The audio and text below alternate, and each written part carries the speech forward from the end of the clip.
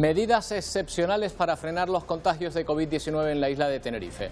La Junta de Seguridad, reunida esta tarde, reduce drásticamente el contacto entre personas, limitando los aforos en la hostelería y espacios públicos. Incluso el espacio en las playas queda reducido a la mitad. Las actividades al aire libre también se ven limitadas. Duras medidas ante una situación que, según el presidente de Canarias, estaba a punto de llevar a Tenerife a riesgo alto por la incidencia acumulada. En estos momentos, la incidencia acumulada 7 días está a punto de ser de riesgo alto. Reducir grupos, en reducir aforos, en restringir la movilidad sin impedir la misma y también en una mayor vigilancia de las fuerzas y cuerpos de seguridad. A la reunión han acudido también Cabildo, ayuntamientos y representantes de los cuerpos y fuerzas de seguridad, Ana Albendín, y también se han anunciado cribados entre la población. Así es, se llevarán a cabo cribados en el recinto ferial de Santa Cruz de Tenerife sin bajarse del coche. Esta es una medida, pero hay muchas más. Por ejemplo, se reducen las reuniones a un máximo de 6 personas. Además, se prohíbe que haya público en las actividades deportivas, se reduce el aforo en cines y teatros, también se reduce el aforo al 50% en playas y mercadillos, se prohíbe fumar en terrazas y bares y restaurantes cerrarán una hora antes, es decir, cerrarán a las 11 de la noche. El motivo que ha llevado al Ejecutivo canario a implantar estas medidas restrictivas es la situación que ahora mismo está viviendo la isla de Tenerife. Un dato, el 18% de las camas UCI ya están ocupadas. El caso es que Canarias suma 118 positivos en las últimas 24 horas y más de la mitad, Pilar, en la isla de Tenerife. Sí, exactamente, Roberto. 71 casos se han detectado en esta isla y hay que lamentar, María Mendoza, el fallecimiento de 2 personas. Sí, 2 nuevos fallecidos también en la isla de Tenerife. Se trata de 2 mujeres que tenían múltiples patologías. Los nuevos contagios, 118, como decían, suben ligeramente con respecto al día de ayer, se mantienen por encima de los 100, pero ninguno en la residencia, en el brote detectado en la residencia de Vistabella. Y desde este sábado los turistas que lleguen a Canarias tendrán que presentar su prueba de COVID negativa si quieren acceder a un alojamiento turístico. De no tenerlo se va a facilitar su realización en las islas. Los establecimientos que están obligados a informar a los clientes antes de realizar la reserva lo están haciendo ya. Los residentes canarios que no hayan salido de las islas en 15 días solo tendrán que presentar una declaración jurada. Para los no residentes y residentes canarios, pero que hayan estado los últimos 15 días en las islas, pueden firmar también una declaración jurada donde se establezca que durante esos 15 días no han abandonado la isla. Una de las 160 personas que han llegado hoy en Patera, Gran Canaria, ha fallecido en el hospital donde fue trasladada en estado grave. Una muestra de la dureza de la travesía a la que muchos se lanzan desesperados. En alta mar se viven terribles tragedias como la que les vamos a mostrar a continuación y les advertimos de la dureza de las imágenes.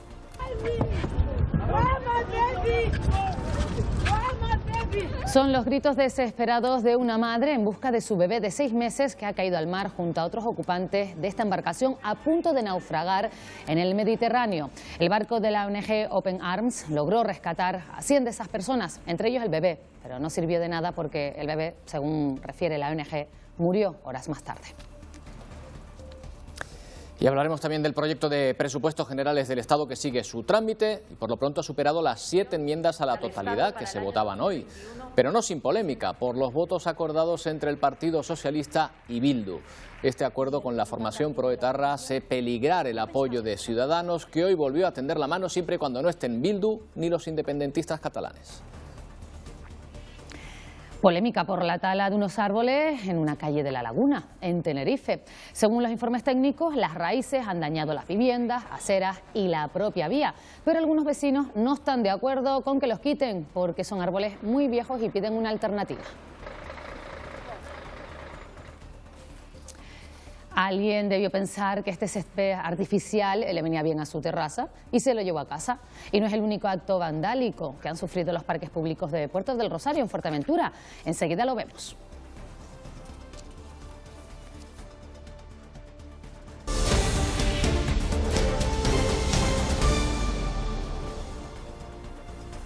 Tenerife concentra hoy todas las miradas ante el mantenimiento de los contagios. 2.618 casos activos, más de la mitad se localizan en dos municipios, Santa Cruz de Tenerife y La Laguna.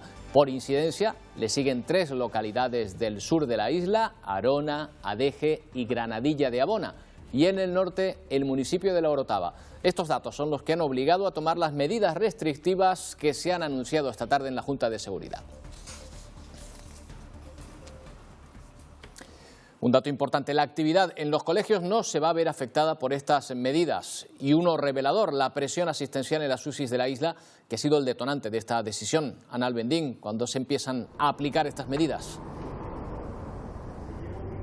Pues estas medidas entrarán en vigor cuando se publiquen en el Boletín Oficial de Canarias. Según ha dicho el presidente Ángel Víctor Torres, esto podría ser mañana. El motivo que ha llevado al Gobierno de Canarias a implantar estas medidas restrictivas es que el 18% de las camas UCI están ocupadas, pero además miran la incidencia acumulada a 7 días, que sitúa a Canarias en 37,71 contagios por 100.000 habitantes, pero a Tenerife en más de 60 contagios por 100.000 habitantes. Pues para frenar la expansión del virus en esta isla, el Gobierno ha implantado una serie de medidas que, como decimos, entrarán en vigor cuando aparezcan publicadas en el BOS, que son como, por ejemplo, que se reduzcan las reuniones a un máximo de 6 personas, que se prohíbe que haya público en las actividades deportivas, se reduce el aforo en teatros, en cines, también en otros espectáculos, se reduce el aforo al 50% en playas y mercadillos, se prohíbe fumar en las terrazas. Se tiene que tener en cuenta un punto muy importante, es que se prohíben las visitas en las residencias de estudiantes y que bares y cafeterías y restaurantes cerrarán 1 hora antes, es decir, la harán a las 11 de la noche. Estas medidas van a estar en vigor durante 14 días. Al cabo de este tiempo, el Gobierno valorará si los resultados son positivos y, en caso contrario, no descarta implantar medidas más duras. Junta de Seguridad para tomar medidas ante la evolución de la pandemia en Tenerife. La incidencia acumulada en la isla dobla la media regional durante las últimas semanas. Un repunte de contagios que amenaza ya al sistema sanitario público. Las unidades de cuidados intensivos están desde el pasado sábado en la isla de Tenerife en rojo, porque supera el 15%. En estos momentos, hoy, es un 18%.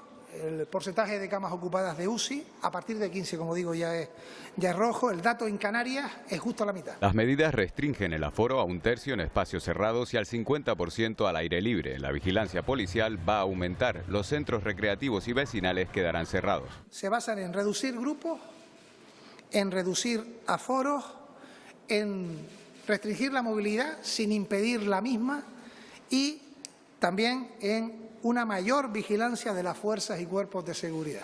En un plazo de 14 días se procederá a evaluar de nuevo la situación de la pandemia en Tenerife.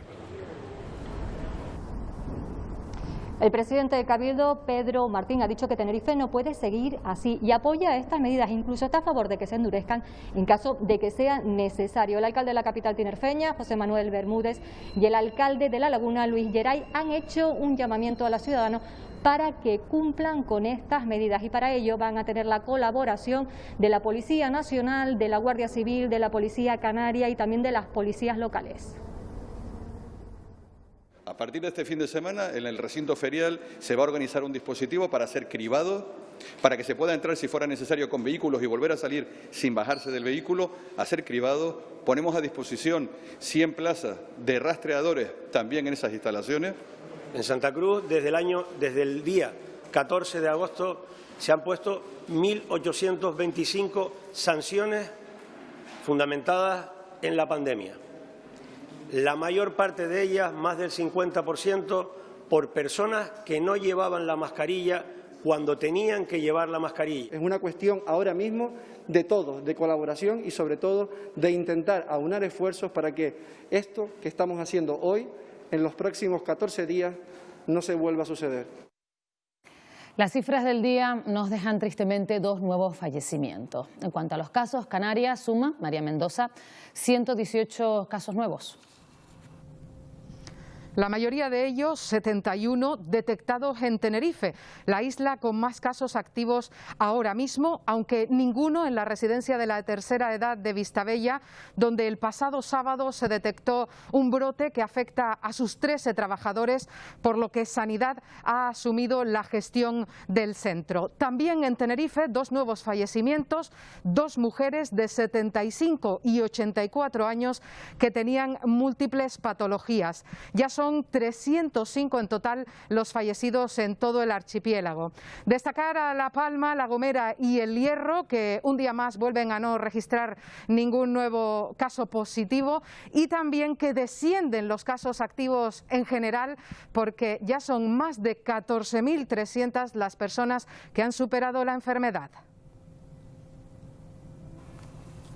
Los establecimientos turísticos de las islas ya están preparados, mientras tanto, para aplicar desde el sábado el decreto de Gobierno de Canarias que exige a los turistas una prueba de diagnóstico de COVID-19 con resultado negativo.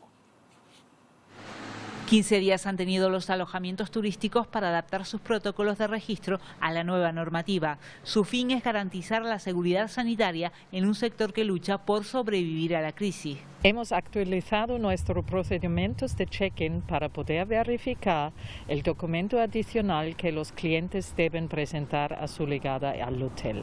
El decreto contempla medidas excepcionales para los residentes canarios. Para los no residentes y residentes canarios, pero que hayan estado los últimos 15 días en las islas, pueden firmar también una declaración jurada donde se establezca que durante esos 15 días no han abandonado la isla y, asimismo, que no han tenido síntomas compatibles con la COVID. Como bien se explica en la campaña informativa del Gobierno de Canarias, los test deben haberse realizado 72 horas antes de la entrada al establecimiento. No es obligatorio para los menores de 6 años. Ante este panorama, los laboratorios se preparan para atender un aumento en las pruebas de diagnóstico de COVID-19. El Gobierno de Canarias exige esta prueba negativa a los turistas desde el sábado, pero la Asociación Canaria de Alquiler Vacacional la va a poner en marcha mañana viernes. Canarias ha sentado un precedente que se extenderá a toda España a partir del próximo día 23. En pocos minutos y sin bajarse del vehículo. Cuando yo le indique se baja la mascarilla por debajo de la nariz tapándose la boca, si va a toser que sea en el sentido opuesto. Este laboratorio, situado entre el aeropuerto de Gran Canaria y la capital de la isla, realiza una media de 10 pruebas de diagnóstico cada día. Se prevé que la demanda aumente en las próximas horas cuando entre en vigor el decreto que las exige para entrar en un alojamiento turístico. Actualmente tenemos el horario de toma de muestras limitado a las mañanas y nos planteamos aumentarlo a toda la tarde. El test de antígenos, el más económico, es fiable en pacientes de riesgo medio-alto. Pacientes que tengan síntomas y pacientes que hayan tenido un contacto estrecho con un caso positivo confirmado. En asintomáticos que solamente quieren hacerse un cribado, la que recomendamos es la PCR. Unos test que a partir del sábado deberá presentar de momento casi cualquier turista europeo. Solo se libran los ciudadanos de los países en amarillo en este mapa: Finlandia, Noruega y algunas zonas de Grecia. La evolución de los últimos días indica que la curva de contagios empieza a estabilizarse, pero todavía, Marlene Bello, no hay que bajar la guardia porque la incidencia acumulada, según Fernando Simón, en el país sigue siendo muy alta.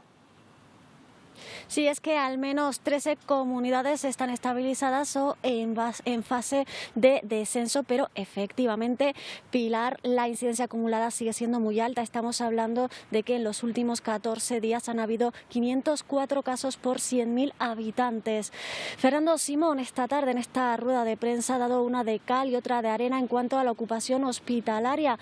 Las camas hospitalarias generales están siendo ocupadas por un 16%, es decir, han bajado ligeramente, mientras que las camas UCI están siendo ocupadas por un 32% y es una tendencia que afirma se verá también en los próximos días. En cuanto a las pruebas PCR que se van a pedir a los turistas que lleguen tanto por puerto como por aeropuerto, Fernando Simón ha afirmado que las ve innecesarias, ya que un alto porcentaje de los positivos importados no se detectan en vuelos. Sanidad esta tarde ha notificado 19.511 nuevos contagios y 365 fallecidos más, siendo Madrid la comunidad con más contagios registrados en las últimas 24 horas, seguida de el País Vasco.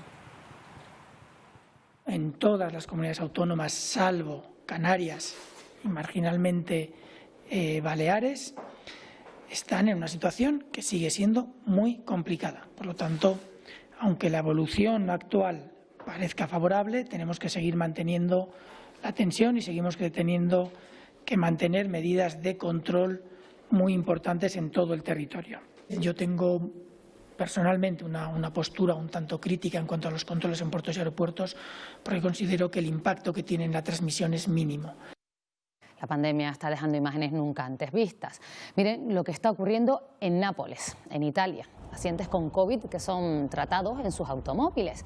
Se les administra oxígeno a través de las ventanillas mientras esperan durante horas para que les hagan pruebas o ser admitidos en el hospital. Siguen aumentando los contagios en Italia y los hospitales están desbordados, especialmente en el sur, la zona más pobre y más golpeada por esta segunda ola del coronavirus. Vamos con otro asunto, el proyecto de presupuestos generales del Estado, que sigue su trámite. El Pleno del Congreso ha rechazado las 7 enmiendas a la totalidad, con 198 votos en contra, incluido el polémico apoyo de Bildu. Enmiendas a la totalidad al proyecto de ley de presupuestos generales del Estado para el año 2021 quedan rechazadas. Los presupuestos pasan su primera prueba en el Congreso y lo hacen con la mano tendida de Ciudadanos. Aquí tienen una mano tendida de Ciudadanos hasta el último momento. Aquí hay una mano moderada en lo económico y firme en la defensa de la igualdad.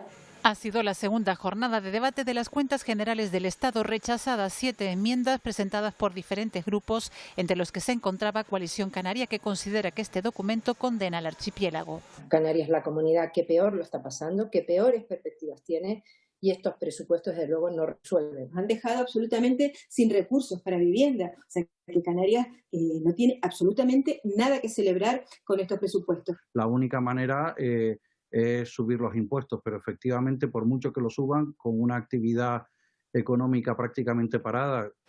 Nueva Canarias y PSOE consideran que los presupuestos son necesarios, aunque para las islas hay que corregir algunas partidas a través de enmiendas. Y hay que seguir dialogando con todas las formaciones, porque al final lo que realmente importa es contar con un instrumento necesario, imprescindible para nuestro país, que son unos nuevos presupuestos generales del Estado.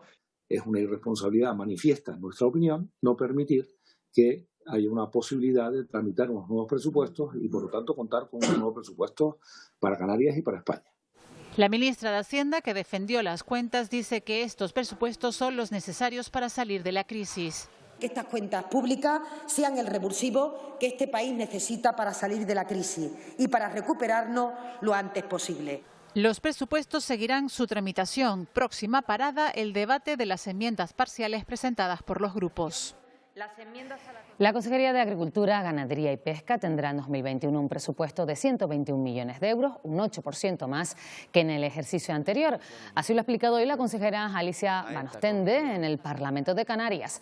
A esta cifra habrá que sumar otros 316 millones de euros procedentes de fondos europeos y estatales, por lo que el presupuesto global supera los 437 millones de euros. La consejera ha valorado positivamente este presupuesto, que no sufre recortes a pesar de la incertidumbre económica actual. La oposición considera que es insuficiente. Creemos que es muy positivo este crecimiento en un contexto que, como todos ustedes saben, pues es de un contexto complejo económico. Yo creo que es una apuesta importantísima por este Gobierno del Pacto de las Flores de apoyo a un sector que entiende que es fundamental y prioritario en nuestra economía. El drama de la migración continúa sumando víctimas en el mar, entre ellas un bebé de tan solo 6 meses de vida. Se llamaba Joseph y junto a su madre intentaban cruzar el Mediterráneo cuando el suelo de la patera en la que viajaban se deshizo. Este es el momento en que su madre, en medio del caos, gritaba angustiada su nombre. Es una de las primeras en subir a la lancha de rescate. Aún en el mar, un centenar de personas luchan por no morir ahogadas. I lose my baby.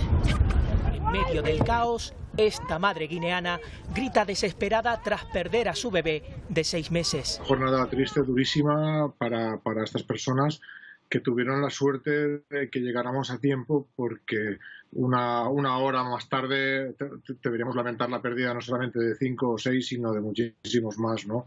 El naufragio se produjo en mitad del mar Mediterráneo, a unas 70 millas de la costa de Libia. En la embarcación viajaban 117 personas que intentaban llegar a Malta o Italia. El rescate, llevado a cabo por los miembros de la tripulación Open Arms, acabó con 111 supervivientes y 6 fallecidos. Entre ellos, el bebé de esta mujer. Se llamaba Joseph. 500 muertos en una semana es una cifra desgarradora, es una cifra que debería sonrojar incluso al propio Marlaska.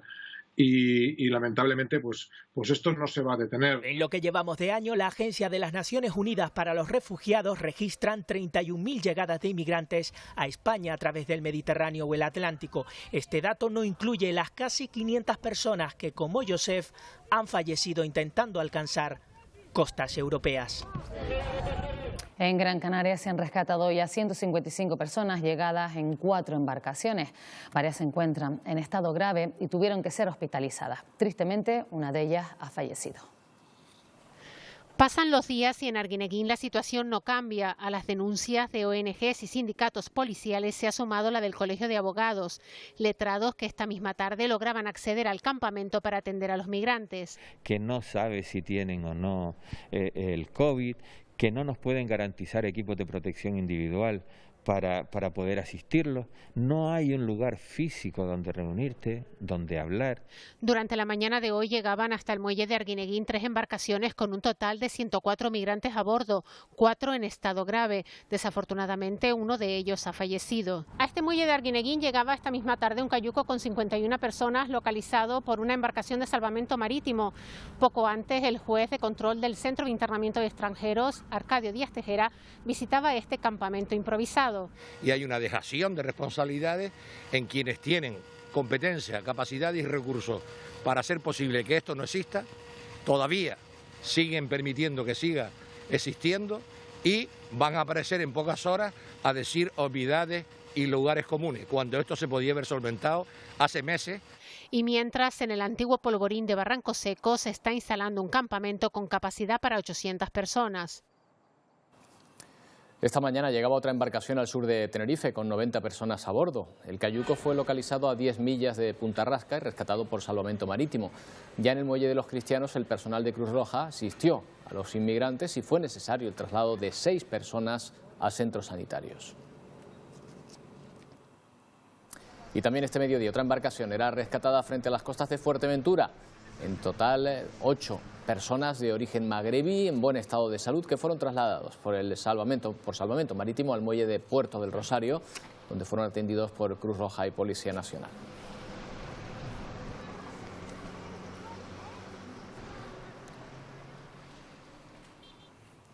La ministra de Política Territorial y Función Pública, Carolina Darias, ha anunciado hoy en su visita a Tenerife que las ayudas de emergencia para sufragar los daños del pasado incendio del 23 de febrero podrían llegar antes de final de año. El Ayuntamiento de Santa Úrsula, el municipio más afectado, calcula los daños en casi 190.000 euros y el municipio de La Guancha en algo más de 2.000. La ministra Darias ha visitado las zonas afectadas y también ha mantenido un encuentro con el presidente del Cabildo de la isla, Pedro Martín. Las ayudas van dirigidas específicamente a infraestructuras municipales y a la red viaria.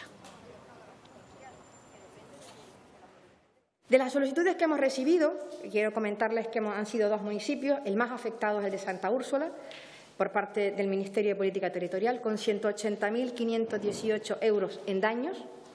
Significa que nosotros financiaríamos el 50% y La Guancha una cantidad muy pequeña, 2.800 euros.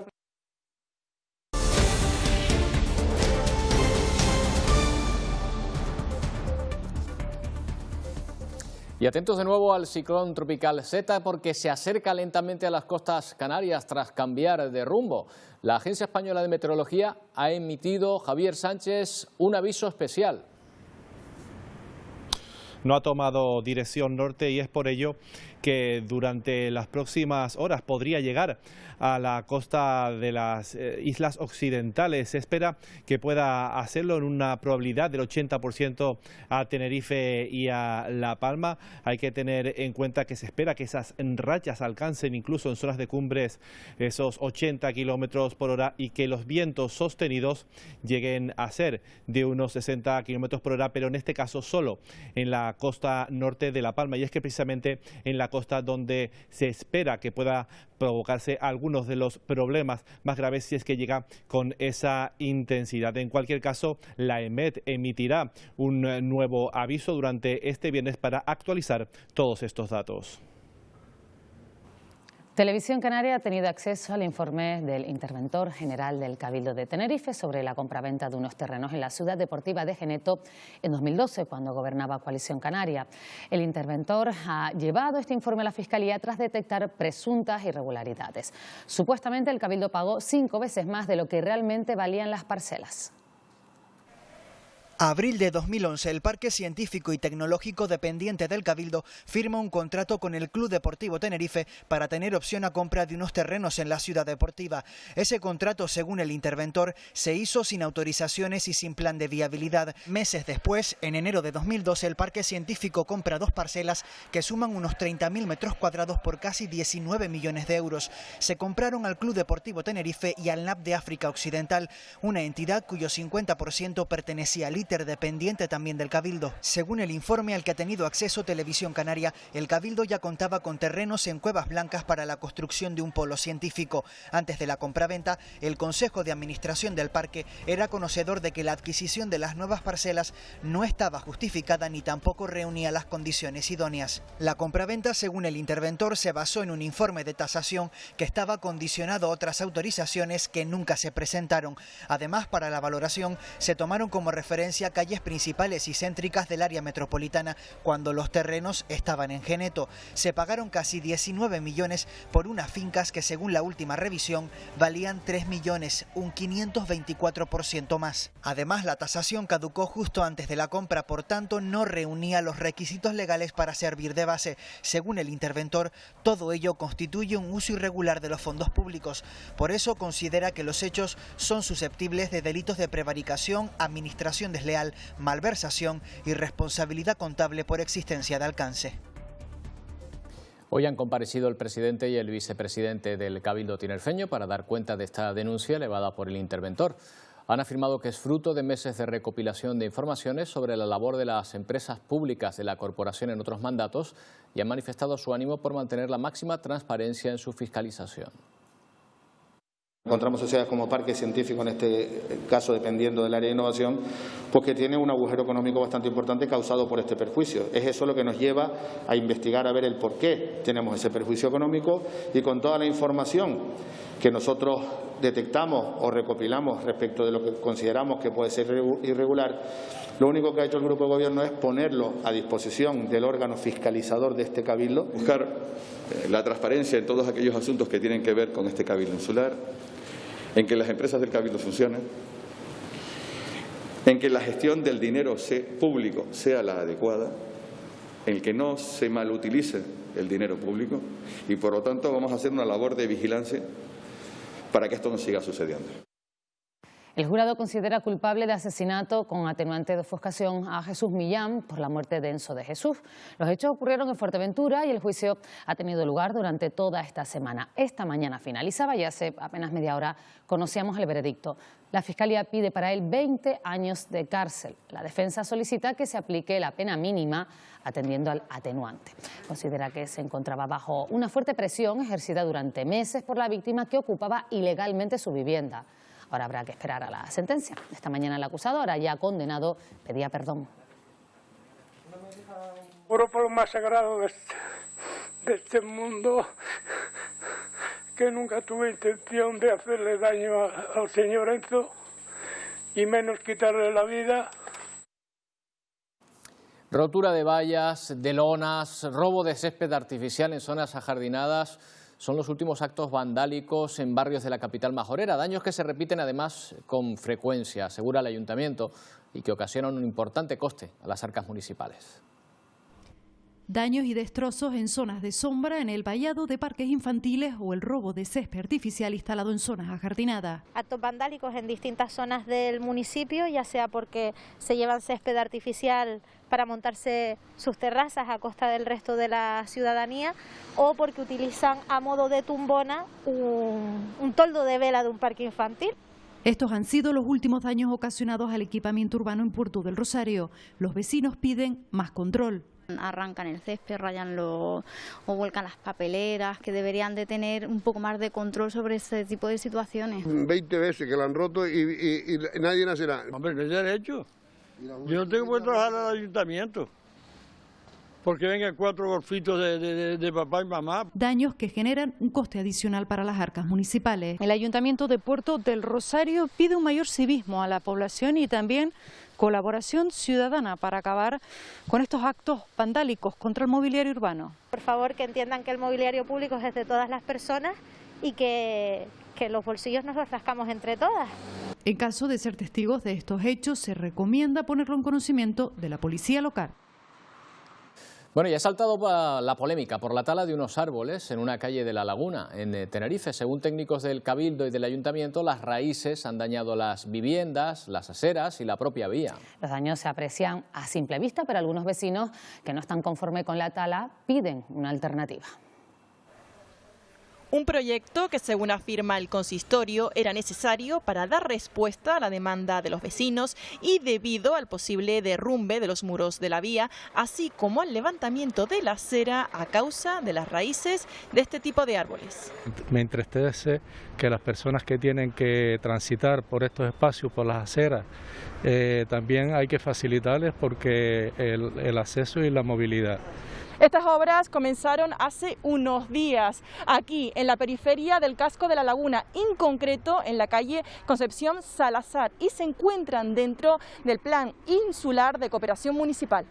Una acción con la que no todos están de acuerdo. Le pedimos al ayuntamiento que recapacite, que lo pare al menos de manera provisional para intentar buscar distintas soluciones para que se adecue la accesibilidad de la calle, que es necesaria, se mejore el pasaje que lo necesita, sin tener que pasar por la tala de los árboles. Árboles que, según la institución, serán sustituidos. La mitad de estos árboles se sustituyen por otro tipo de árboles de unas variedades específicas y especiales en cuanto a su tamaño, ¿no? Remodelación que será financiada, la de esta vía, por el Ayuntamiento de La Laguna y el Cabildo Insular.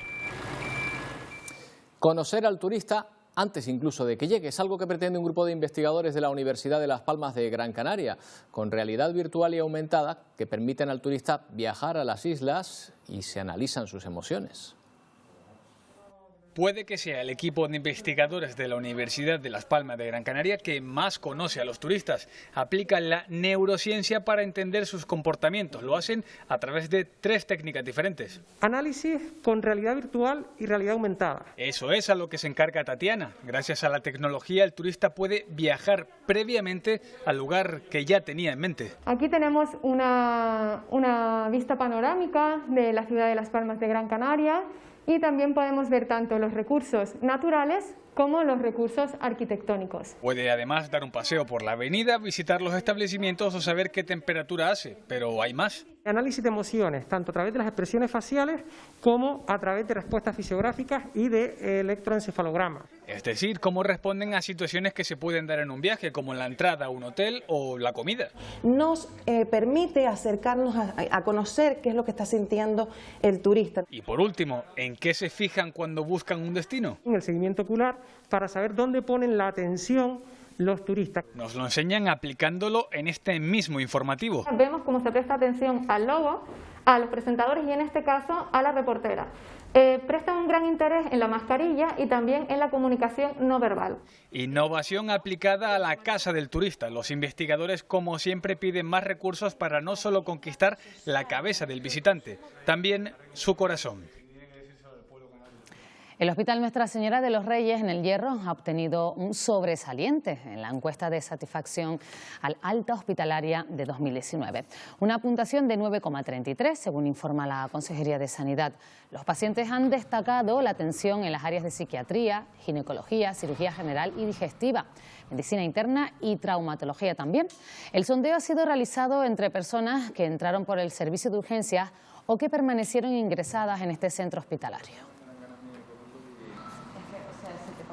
Hay una partida prevista para ampliar este hospital, para preparar la redacción del proyecto, lo que nos permitirá en un futuro, lo que decía, prestar más y mejores servicios. Estupendo, por lo menos mi persona, con mi familia. Para mí excelente, por el trato con los pacientes. Es como estar en uno de pago, la verdad, en uno privado, pues como es bastante familiar.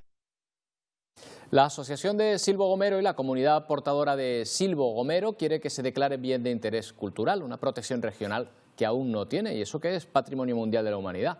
Hoy han presentado toda la documentación necesaria para la tramitación del expediente en la Dirección General de Educación.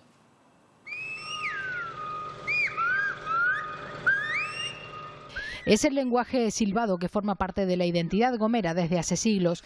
El silbo gomero se ha mantenido a lo largo de los años, de generación en generación, y ha llegado también a la formación reglada de las escuelas. El 30 de septiembre de 2009, el silbo gomero fue declarado Patrimonio Oral, Cultural e Inmaterial de la Humanidad por la UNESCO.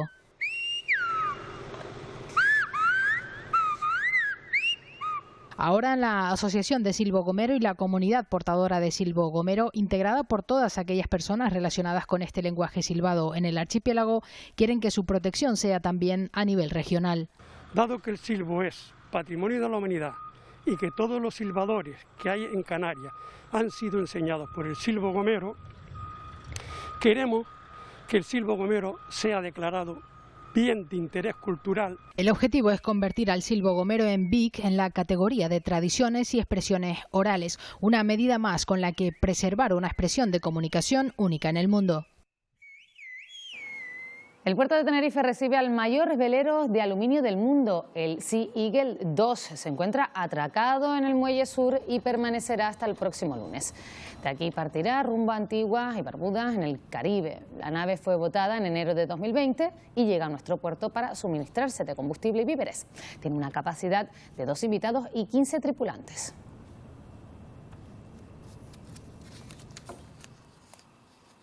Esta noche hay nueva cita con Fuera de Plano y el programa abordará hoy 3 temas de máximo interés: los detalles de la vacuna de Pfizer, el drama migratorio que se vive en estas islas y sus posibles soluciones, y analizan los peligros del azúcar.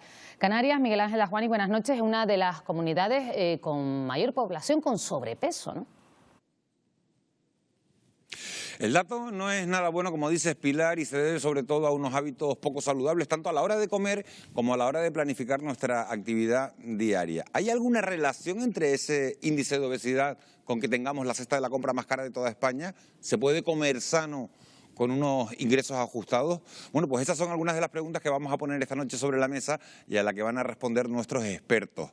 Este jueves vamos a analizar también el drama humanitario que se está viviendo en nuestras costas, con un punto caliente, como saben, en el muelle de Arguineguín, en Gran Canaria, por la llegada diaria de cayucos con migrantes.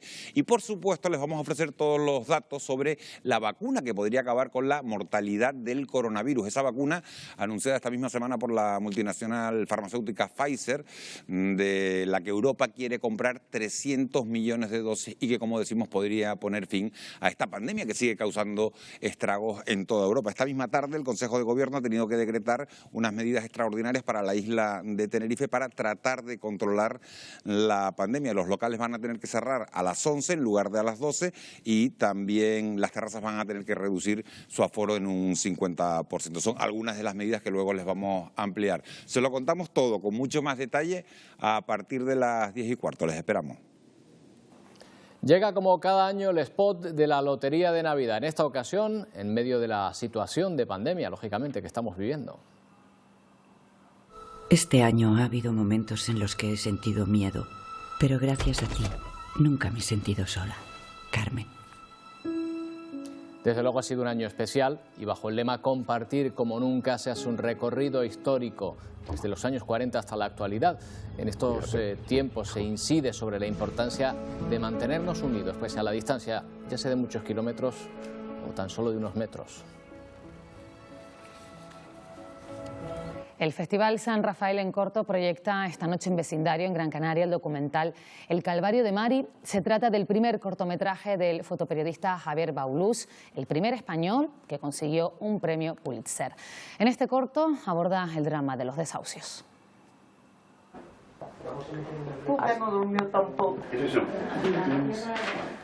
Nos cuenta la historia de Mari, con 34 años, quedó viuda con 10 hijos y una pensión de 60.000 pesetas.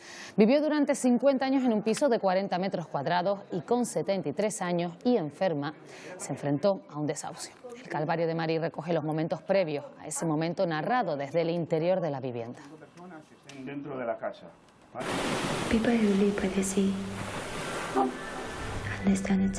Y así comienza el corto By the Sea de la directora tinerfeña Ruth Angelina, que también se ha presentado en el Festival San Rafael en corto. Una obra experimental inspirada en el poema People Who Live de la escritora Erika Young, grabada en un amanecer en la playa de La Tejita, en el Médano.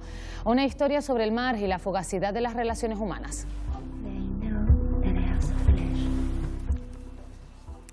Y en el programa Una Hora Menos, un día más, pendientes de esa tormenta tropical Zeta. Victorio Pérez, buenas noches. Cuéntanos, ¿se está acercando o no y de qué manera a Canarias? Antes lo veíamos en la isla de La Palma, parece que sí.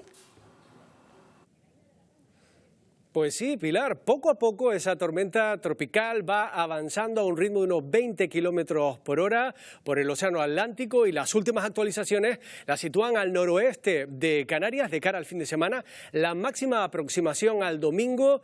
¿Y cómo nos va a afectar especialmente a la isla de La Palma o a la isla de Tenerife? Pues con vientos de hasta 80 kilómetros por hora en principio, pero es que la previsión va cambiando poco a poco conforme van pasando las horas y el equipo de meteorología de esta casa de Radio Televisión Canaria también le está siguiendo la pista y se lo vamos a ir contando a lo largo de los próximos días. Lo que sí está claro es que va a seguir enviándonos esas nubes medias y altas que también nos han acompañado hoy, esas rachas de viento intenso en La Palma o en Tenerife, y también mañana de cara a la tarde va a subir el oleaje a unos 3 metros de altura.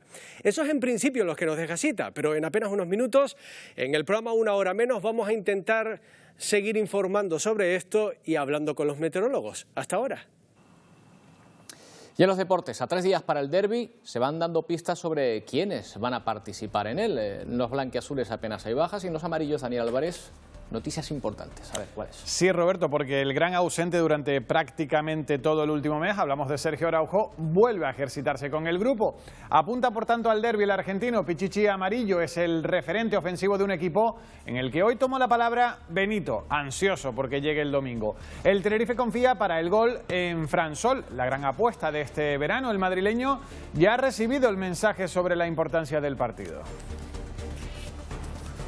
Y el Granadilla Tenerife Gatesa está en una nube, literalmente, porque ve todo desde las alturas del liderato en la primera Iberdrola, algo que nunca antes había logrado. 5 victorias consecutivas lo permiten. Y prácticamente todas remontando un marcador en contra, por algo las llaman las guerreras. Desde luego que sí, con esa moral. Exacto. Gracias, Daniel. Hasta dentro de un momento. Bueno, pues enseguida llegan los deportes. Nosotros nos vamos. Si quieren seguir informados, pueden hacerlo a través de nuestra página web o redes sociales. Gracias por acompañarnos. Que pasen una buena noche. Adiós.